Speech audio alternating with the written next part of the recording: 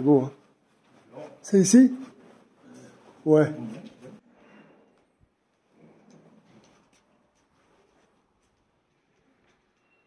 Ah, salut Amad. Ça va, monsieur, ça va? Ça va et toi? Tu viens passer la route? Ouais, ça va, on roule. Là, on va vers Middle. Toi, tu vas rentrer au camping ou pas? Oui, ce soir, oui. Ce soir. Bon, ça va? Peut-être on se trouve là-bas. Mais c'est où? Il va nous envoyer la carte. Ouais, mais la carte, c'est la carte 30 km de machin.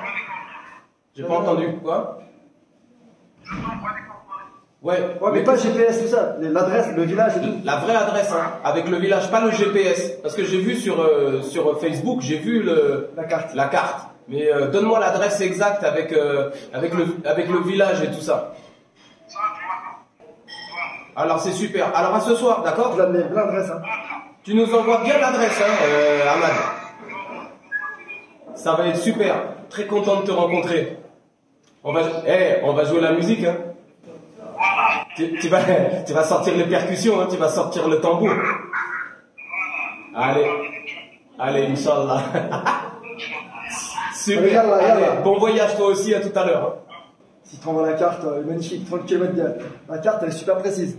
À 45 km d'air Rachida, il y a 30 km d'Airfood. Alors, tu peux pas te tromper, hein? Ouais, non, mais en même temps, il y a les coordonnées, les GPS, hein. Quand tu les rentres, c'est... Donc hier soir, on a été réveillé par la pluie et le vent, la tempête quoi. Et au petit matin, tu découvres ça. Tu découvres qu'en fait, c'est pas seulement la pluie, mais le sable. Tempête de sable. Putain, mais regarde ça, s'il te plaît. Bienvenue dans le désert. Je sais pas si on voit bien, mais nous, on voit plus rien en tout cas. Donc je vais être obligé de nettoyer. Regarde ça. Putain, mon pote.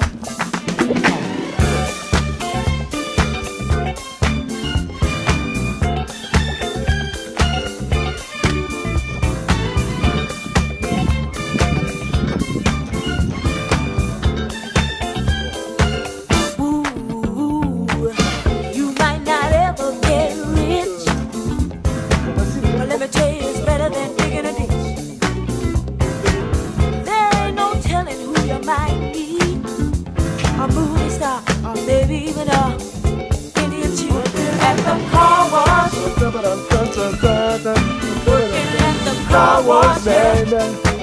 Come on and sing it with me. Car wash. Sing it with the feeling now. Car wash, yeah. Oh, ouais, l'atterri rouge. T'as vu, ça change encore. Grave. On a fait quoi, 2 bords? Ouais. Ouais, il y a un convoi derrière nous. Ouais, ça y est, ils vont pouvoir doubler. Ah là là, putain, on est dans le désert, on l'a attendu pendant longtemps. Attention, ça débarque.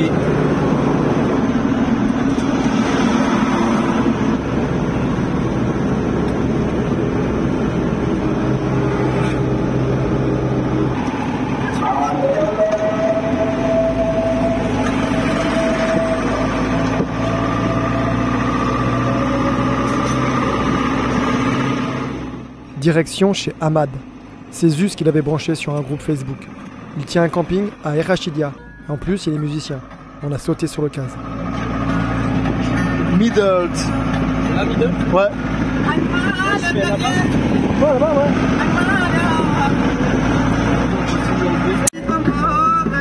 À chaque entrée ou sortie de ville, il y avait un contrôle de police. On soulevait nos Ray-Ban et on passait tranquille.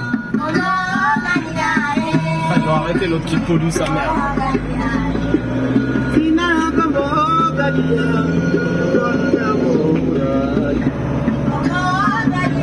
Je suis encore passé tranquillement avec ma petite vieille, hein?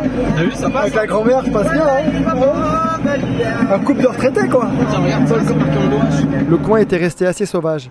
Fallait juste faire un effort pour oublier les sacs plastiques et toutes les saletés que certains avaient eu la délicatesse de laisser sur leur chemin. Des enculés qui étaient persuadés que le monde était à eux. Pour nous, c'était comme faire un doigt d'honneur à la nature.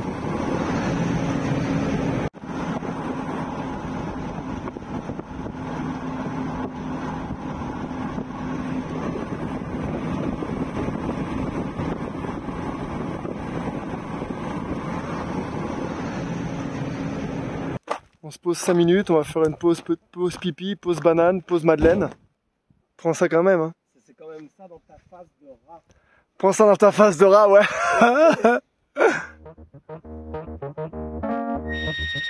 Le Maroc et ses richesses. Elles nous ont émerveillés dès notre arrivée. La beauté de sa nature, la variété de ses paysages, les forêts, les plaines, les montagnes, les oasis, une palette de couleurs grandiose. Des zones de végétation aux allures de mirage situées en plein désert. Le vert émeraude des arbres qui contraste avec les couleurs terreuses du sable. Les oueds, permettant l'irrigation de palmiers, oliviers, amandiers. Petit à petit, sa nature nous a dévoilé des splendeurs insoupçonnées. Et ce qui allait défiler sous nos yeux ce jour-là nous a littéralement scotchés.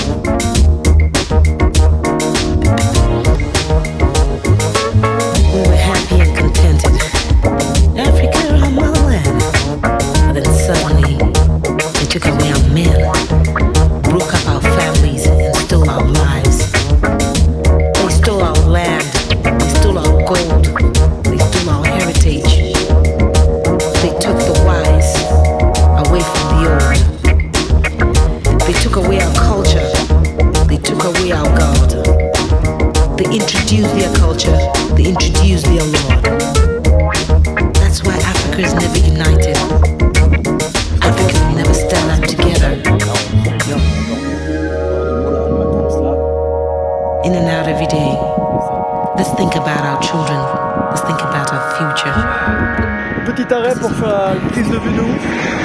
Je vais courir jusque là-bas. Ah, c'est parti. Ma gueule,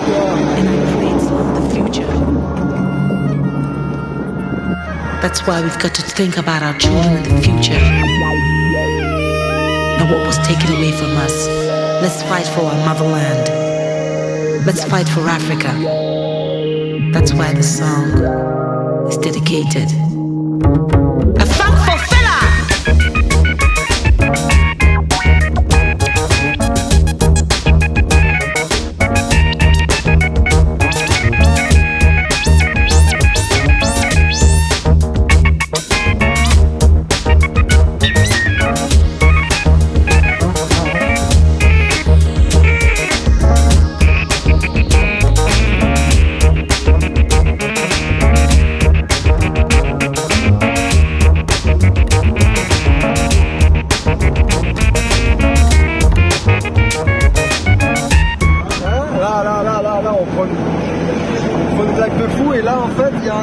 C'est quoi? C'est un lac là-bas. Déjà depuis tout à l'heure on hallucine, on prend une claque monumentale. Et là on vient de découvrir que c'est pas fini, il y a un lac qui nous attend. Non? Marocco.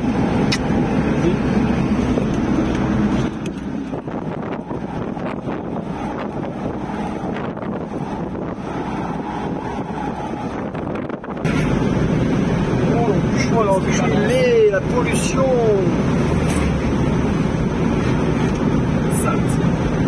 Sale mec.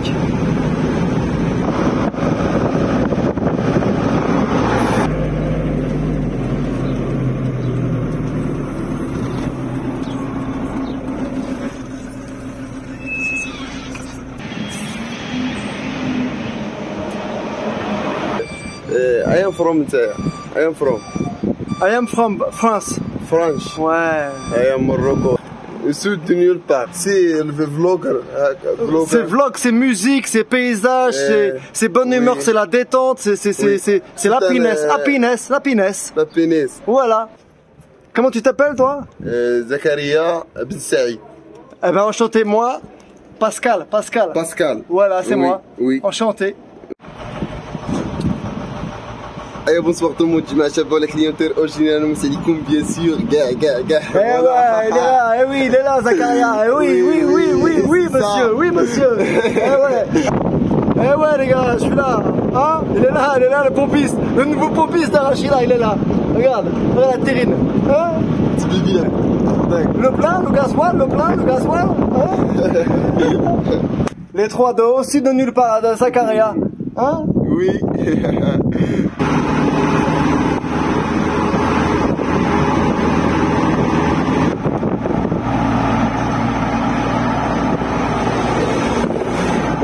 Donc là on arrive à Aoufous et c'est là qu'on doit aller au campement rencontrer le gars là qui joue de la zik.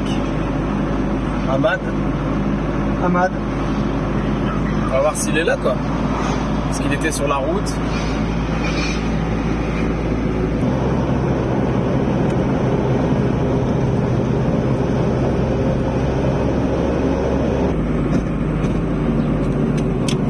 Vous avez atteint votre destination.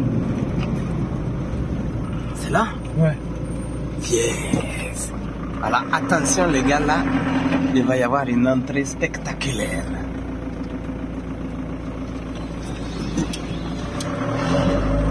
C'est sûr qu'on rentre pas chez les gens. Ah, c'est super, on rentre chez les gens. Je crois que c'est là, hein. Ouais, j'espère. Vas-y.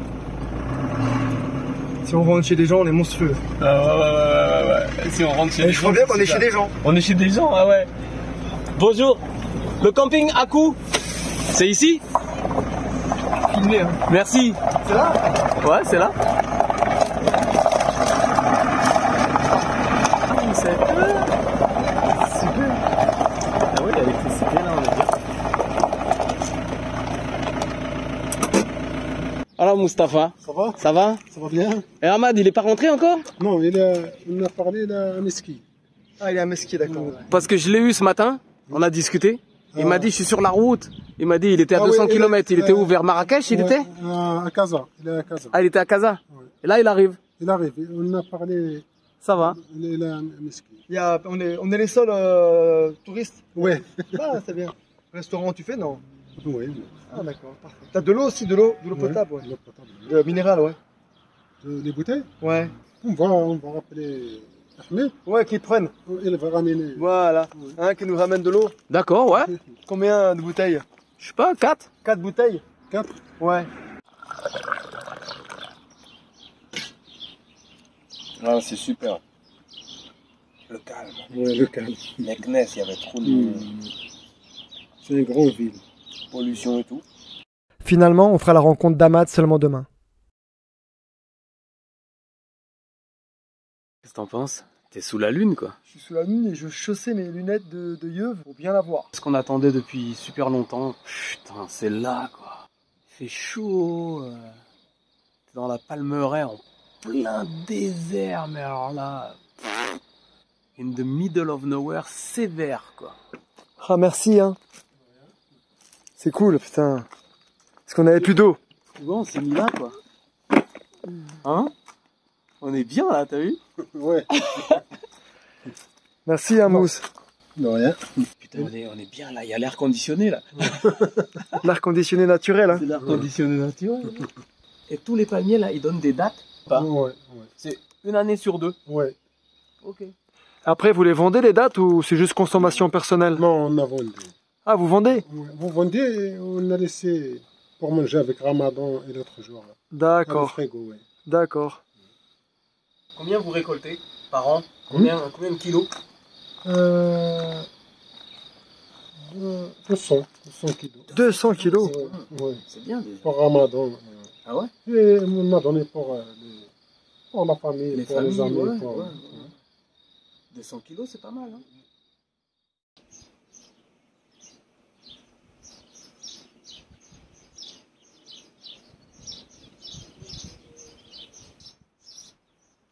Bienvenue in the middle of nowhere. Franchement, vrai coup de cœur pour l'endroit. Là, t'as vraiment l'impression d'être en Afrique. Bienvenue chez Ahmad et ses frères.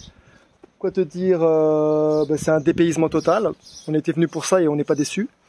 Quand tu habites une grande ville occidentale et toutes les nuisances que ça peut impliquer, à savoir le bruit, la pollution, le stress, le trafic, etc.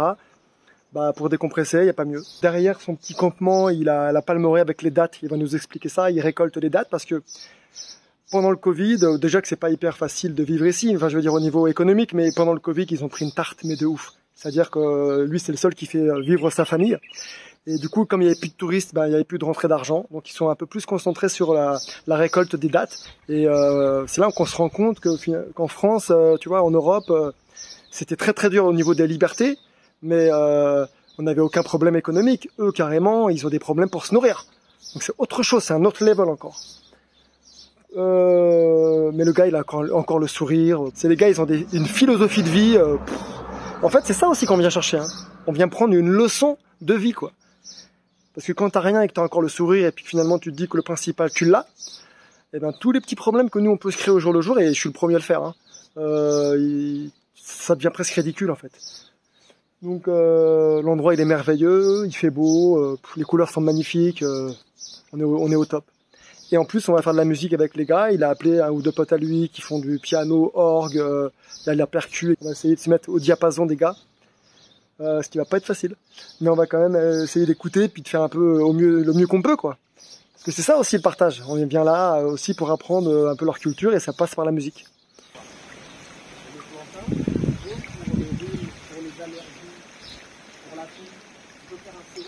Il faut une bonne occasion pour le manger.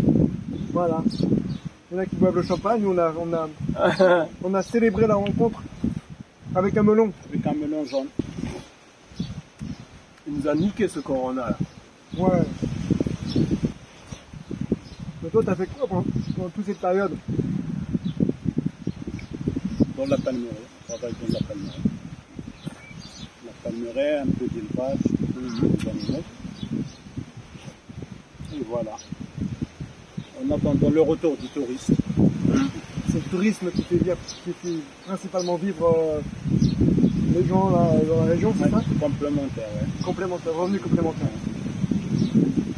Le nom de l'endroit, on s'appelle Hakou. Et c'est quoi Hakou?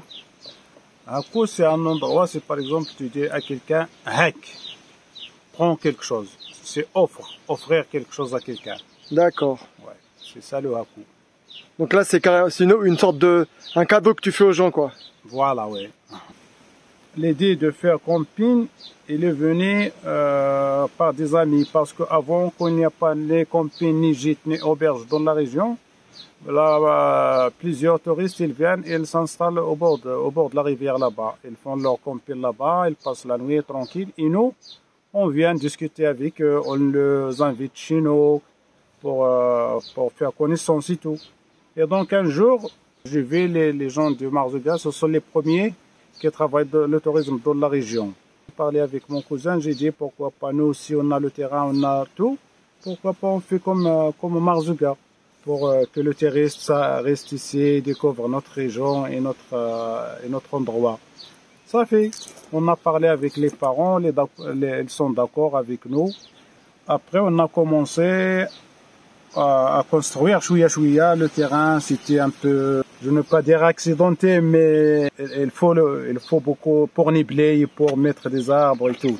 Donc depuis 2007, on a commencé à faire les clôtures, on a déposé notre papier, c'est les autorités, la commune et tout. Avant, il n'y a pas le grand pont. Et donc, même s'il arrive des campings qui restent là, ils trouvent des difficultés de passage de l'eau. Vous ne pouvez pas passer d'accord. Le pont, c'était inauguré la fin de 2013. Et donc, l'ouverture officielle des campings, c'est 2014. Ah, 2014, c'est bien. Voilà. Et donc, j'ai réussi à avoir mon diplôme de guide des espaces naturels en 2018. Super. Et voilà. Ah, et voilà. Et donc, j'ai fait aussi des tours. Ouais. Des circuits pour les touristes qui me demandent ça. Ouais. On fait la découverte de la région et en même temps, je peux faire un circuit touristique depuis Marrakech, bien Fès, bien Casablanca. Ah oui, tu connais tout le Maroc. Voilà, ouais.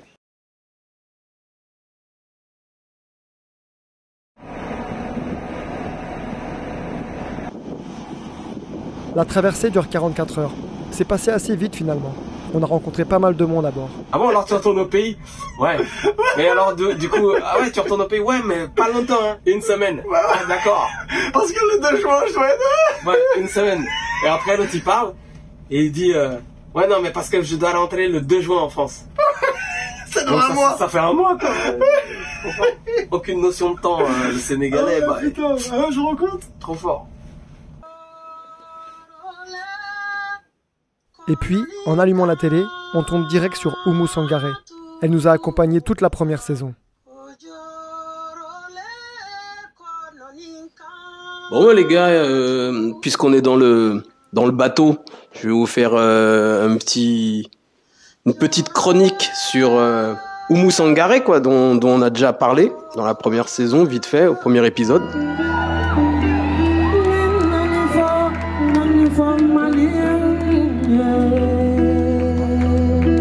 ben Oumou Sangaré, donc énorme chanteuse malienne qu'on adore, Pascal et moi évidemment, et donc et ben voilà quoi, c'est une grande dame parce que elle a un combat, elle se bat vraiment pour les femmes, pour la liberté de la femme, contre l'excision, est tout à fait connue pour ça.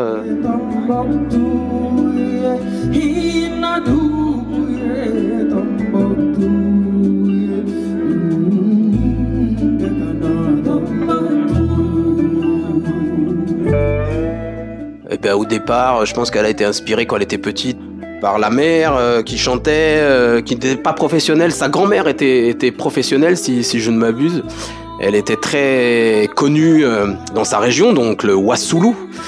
Et ça devait être une griotte, quelque chose comme ça, sa grand-mère. Et donc elle chantait des classiques que sa maman a repris. Et donc elle a été inspirée, la petite elle aimait chanter, elle s'est mise à chanter. Et franchement sa carrière a commencé assez tôt, hein.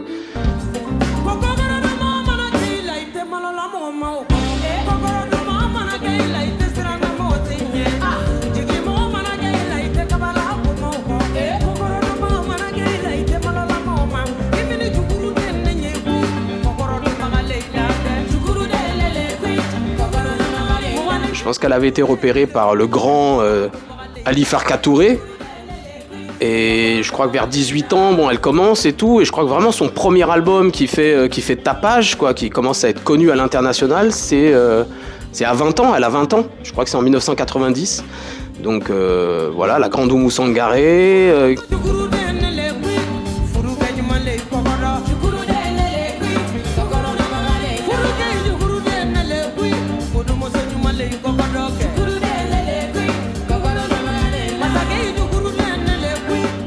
Donc elle nous avait expliqué ça en concert, donc c'était très touchant. Et voilà, après c'est toujours énorme orchestration, avec surtout ce qu'on adore, et ça c'est typique de la musique malienne, c'est les chœurs de femmes derrière, qui pètent, qui explosent, avec des voix assez aiguës, et là ça fait mal. En général quand tu vois ça sur scène, plus la voix d'Oumou Sangaré, t'as des gros frissons, quoi.